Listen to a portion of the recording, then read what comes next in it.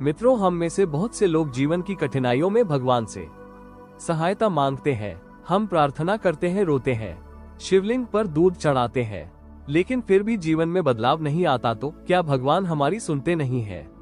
मित्रों, आज की इस कथा में स्वयं भगवान शिव एक भक्त को बताते हैं कि वे मनुष्यों की सहायता कब करते हैं और क्यों केवल प्रार्थना करना ही पर्याप्त नहीं है। पुराने समय की बात है। एक युवक था, नाम था आरव। वो अत्यंत गरीब था, दुखी था और जीवन में बार बार असफल हो रहा था।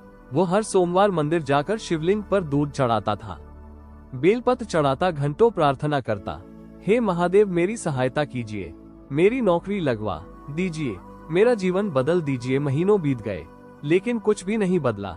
थक हार कर एक दिन वो शिवलिंग के सामने बैठ गया और फूट फूट कर रोने लगा। हे भोलेनाथ, आपने मेरी सुनवाई क्यों नहीं की? क्या मेरी भक्ति सच्ची नहीं थी? तभी मंदिर में एक दिव्य प्रकाश फैला और सामने प्रकट हुए स्वयं भगवान शिव, त्रिशूल जटाएं और शांत नेत्रों से भरे हुए। उन्होंने करुणा से मुस्कुराते हुए आरव से कहा, वत्स, मैं तुम्हारी हर पुकार सुन रहा था, लेकिन क्या तुमने कभी अपने जीवन को बदलने का प्रयास किया? आरव ने चौंक कर कहा, हे महादेव, मैं तो केवल आपकी कृपा की प्रतीक्षा करता रहा। भगवान शिव बोले, वत्स, जब तुम अपनी स्थिति से बाहर निकलने का पहला प्रयास करते हो तभी मैं तुम्हारा हाथ थामता हूँ। मैं उस क्षण उपस्थित हो जाता हूँ जब तुम केवल मेरी प्रार्थना ही नहीं बल्कि परिवर्तन की ओर पहला कदम रखते हो। वत्स, केवल पुकारने से नहीं, चलने से राह बनती है। प्रयास ही भक्ति का पहला चरण है। भगवान शिव ने कहा, मैं उसकी सहायता करता हूँ जो कर्म करने से नहीं डरता, भले ही परिस्थिति कितनी भी कठिन क्यों ना हो। जो आलस्य को त्याग कर कर्म पथ पर बढ़ता है वही मेरे वास्तविक निकट आता है। आलस्य शिव भक्ति का शत्रु है। जो शिव को कर्म में देखता है वही सच्चा साधक है। वत्स, जब तुम स्वयं को दुर्बल समझते हो तब तुम मेरे अंश को नकारते हो, पर जब तुम अपने भीतर की दिव्यता को पहचानते हो तब मेरी कृपा स्वतः प्रवाहित होने लगती है। मैं उसकी रक्षा करता हूँ जो अपने भीतर शिव को अनुभव करता है। हर जीव में शिव का अंश है। जब तुम अपने भीतर शिव को पहचानते हो तभी चमत्कार प्रारंभ होते हैं। भगवान शिव बोले, जो केवल रोते हैं वे अपनी शक्ति खो देते हैं, पर जो आंसुओं के बीच भी समाधान खोजने का साहस करते हैं मैं उनके मार्ग को स्वयं प्रकाशित करता हूँ। शिकायतें जड़ता लाती है, समाधान की ओर उठाया गया कदम ही सच्ची तपस्या है। शिकायतें तुम्हें पीछे खींचती है, समाधान की ओर बढ़ना ही सच्चा तप है। जो कहते हैं अब और नहीं, अब मैं स्वयं को बदल लूंगा, वहीं से मेरी कृपा का प्रवाह आरंभ होता है।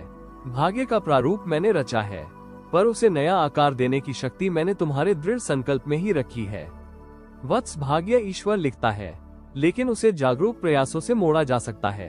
भगवान शिव ने आशीर्वाद देते हुए कहा, वत्स, स्मरण रखो, मैं तुम्हारे साथ सदैव हूँ, पर मार्ग पर चलने का संकल्प तुम्हें स्वयं लेना होगा। भक्ति तभी पूर्ण होती है जब वो निष्काम कर्म से जुड़ती है। केवल पूजा मत करो, प्रयास के साथ पूजा करो। केवल आंसू मत बहाओ, दृढ़ निश्चय के साथ आस्था रखो। मैं तुम्हारे भीतर हूँ, मैं तुम्हारे कर्म में हूँ, मैं तुम्हारे संकल्प में हूँ, परंतु चलना तुम्हें ही होगा। अब उठो वत्स और चलो, मैं तुम्हारे प्रत्येक शुभ प्रयास में तुम्हारे साथ हूँ। भगवान शिव के वचनों से आरव की आंखें भर आई। उसने वचन लिया, हे नीलकंठ, अब मैं केवल प्रार्थना नहीं करूँगा, मैं हर दिन आपके नाम के साथ मेहनत भी करूँगा। कुछ ही समय में उसका जीवन बदलने लगा, क्योंकि अब शिव उसकी भक्ति के साथ साथ उसका प्रयास भी देख रहे थे।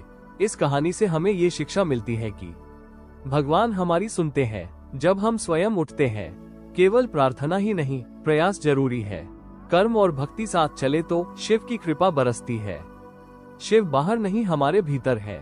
जब हम चलते हैं शिव राह बना देते हैं। भगवान शिव हमें यही सिखाते हैं। श्रद्धा रखो लेकिन प्रयास भी करो, मेरी भक्ति करो लेकिन जीवन की जिम्मेदारी भी उठाओ। तो क्या आप भी आज से सिर्फ मांगना नहीं, चलना शुरू करेंगे?